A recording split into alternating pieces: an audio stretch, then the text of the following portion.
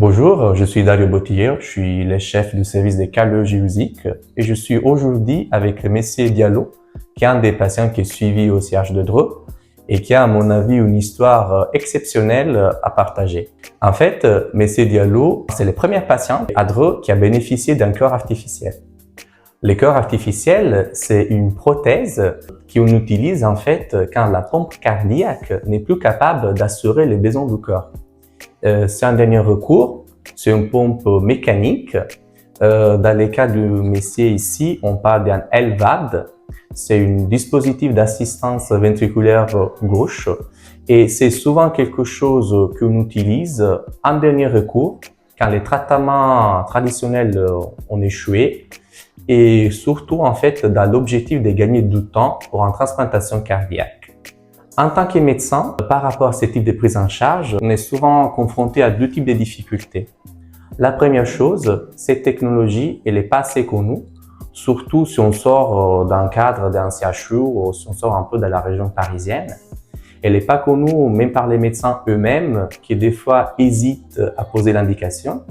Et c'est pour ça qu'en fait, depuis et avec aussi l'expérience qu'on a eue avec Monsieur Diallo, on a voulu fortement créer une filière avec l'hôpital Georges Pompidou, avec les services de mix, un service qui est dédié pour la prise en charge de l'insuffisance cardiaque avancée, pour avoir des prises en charge plus efficaces, pouvoir bénéficier de leur expertise et rendre aussi le flux des patients plus fluide. La deuxième difficulté qu'on retrouve, et qui est en fait la raison pour laquelle on est là aujourd'hui, c'est qu'en fait, c'est quelque chose qui quand même fait peur aux patientes et du coup, nous, en fait, on constate beaucoup de refus. Déjà à l'époque, avec Monsieur Diallo, on avait évoqué le fait de pouvoir s'asseoir un jour pour pouvoir partager son vécu et c'est pour ça qu'on est là aujourd'hui. Du coup, je pense qu'il faut commencer par les premiers chapitres de cette histoire. Oui. C'était fin 2023. Oui. Vous étiez hospitalisé par un infarctus ici au CH de Dreux. Oui. Est-ce que vous vous rappelez un petit peu quel était votre ressenti par rapport à l'hospitalisation? Je suis venu. Bon, vous m'avez pris, vous m'avez hospitalisé. Comme j'étais hospitalisé, là, j'étais obligé d'attendre. Il y avait une proposition tout juste de me fixer un DF. Donc, j'étais obligé d'attendre. Donc, on est resté sur ça. Bon, finalement, on m'a placé le DF. Donc, j'ai resté toujours hospitalisé, mais fatigué. Franchement, qu'est-ce qui m'a beaucoup fatigué? Ça n'allait pas dans ma tête. Bon, je n'avais peu d'espoir. Les médecins faisaient leur travail, les infirmières, tout le monde. Mais quand il y a un problème dans la tête, c'est énorme. Finalement, le docteur Dario m'a proposé d'aller à Pompidou. Puisque moi, je ne connaissais pas Pompidou. Je n'ai jamais entendu Pompidou. Et je n'ai jamais entendu de la greffe. Mais c'est le docteur Dario qui m'a proposé. Il dit, Monsieur Diallo, on peut trouver une solution de la greffe.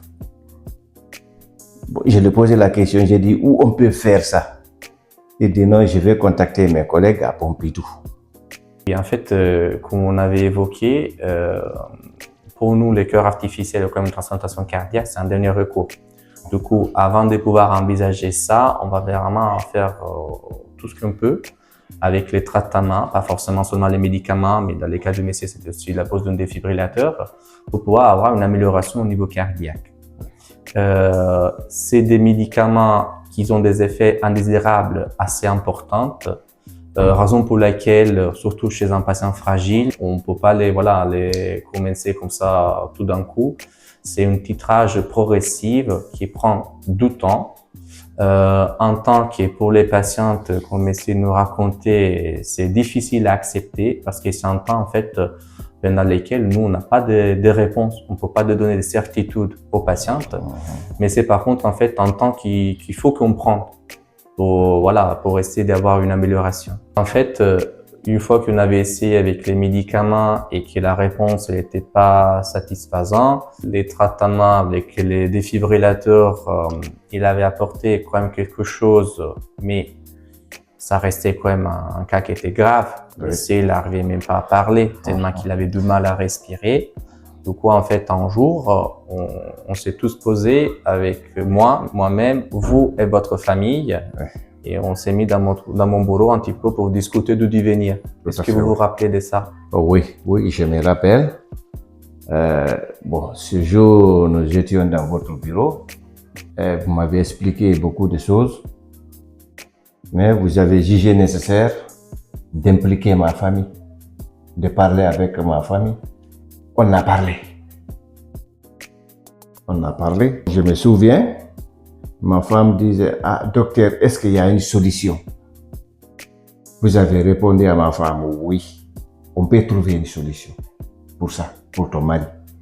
On va laisser ton mari rentrer à la maison. Il va rester auprès de sa famille. Donc, le temps de trouver la solution. Et ma femme aussi était vraiment d'accord pour ça, pour me trouver une bonne solution. Donc, bon, après, je vous ai posé la question. J'ai dit, ah, docteur, vous me laissez rentrer à la maison. Je vais faire quoi à la maison? Étant malade.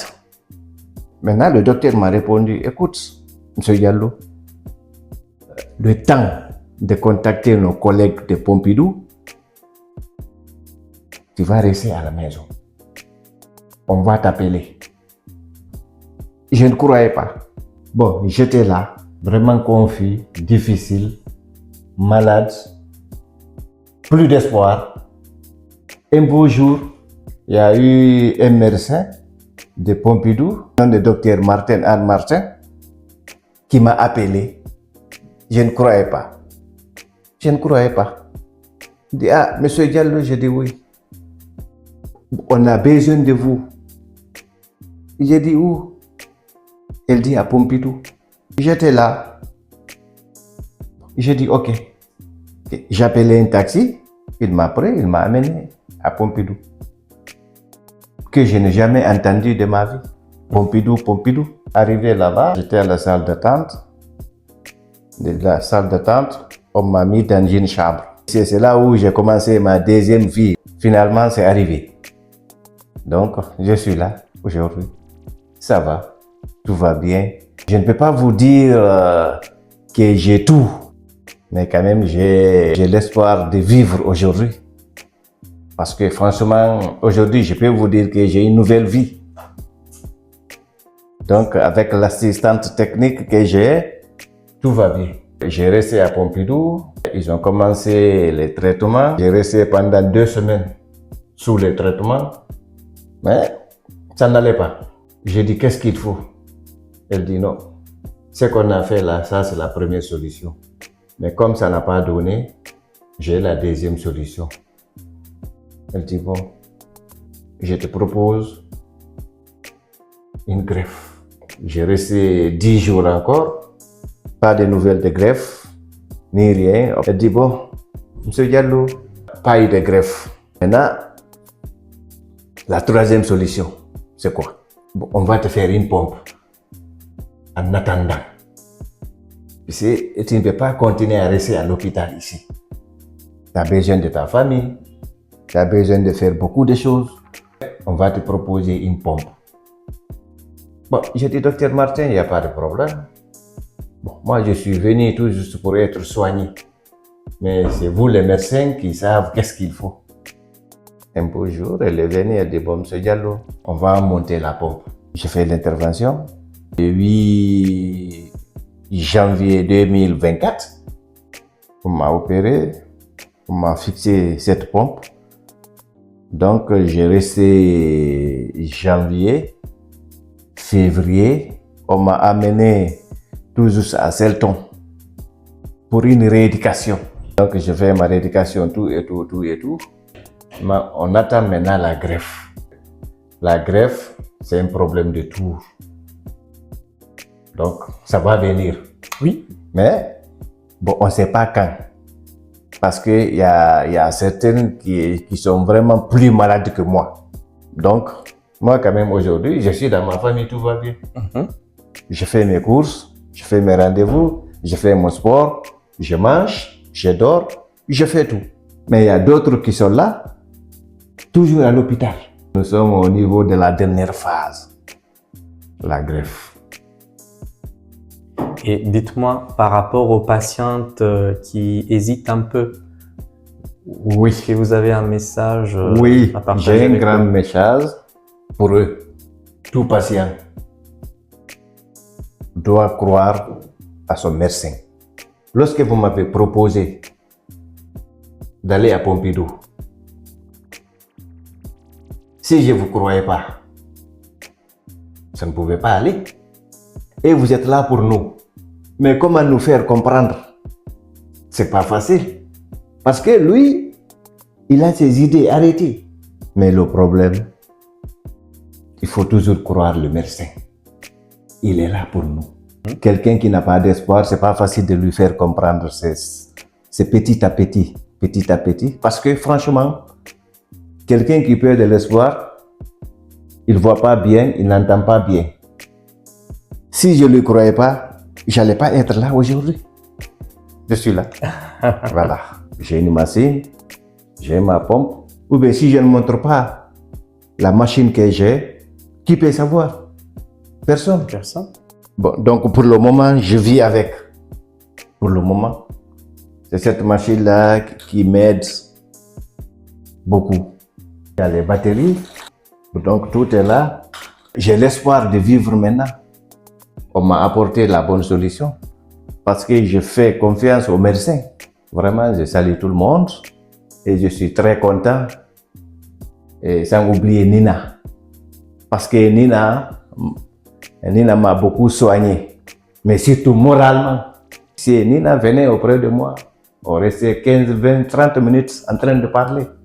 Tout ça là, c'était pour me donner de l'espoir, de l'espoir, de l'espoir, de l'espoir. C'est pour cela que je ne vais jamais oublier Nina. Sans oublier Dr Dario, c'est lui qui m'a mis en rapport avec le C de Pompidou. Est-ce que vous pouvez nous dire quelque chose en plus par rapport à votre qualité de vie avant et après l'intervention? Avant, docteur, sans vous mentir, avant ça n'allait pas. Des fois, j'ai essayé tout juste au niveau de couloir de faire un peu de mouvement. Je n'ai pas pu. Marcher d'ici 10 mètres, ça me créait des problèmes. Avant, ça n'allait pas. Et là, aujourd'hui? Bon, là, aujourd'hui, entre vous et moi, pas beaucoup de différence. Pas beaucoup de différence. Oui. Aujourd'hui, s'il s'agit de marcher, s'il s'agit de faire des mouvements, tout ça là, franchement, je suis prêt, je le fais tout. Aujourd'hui, je vois la grande différence.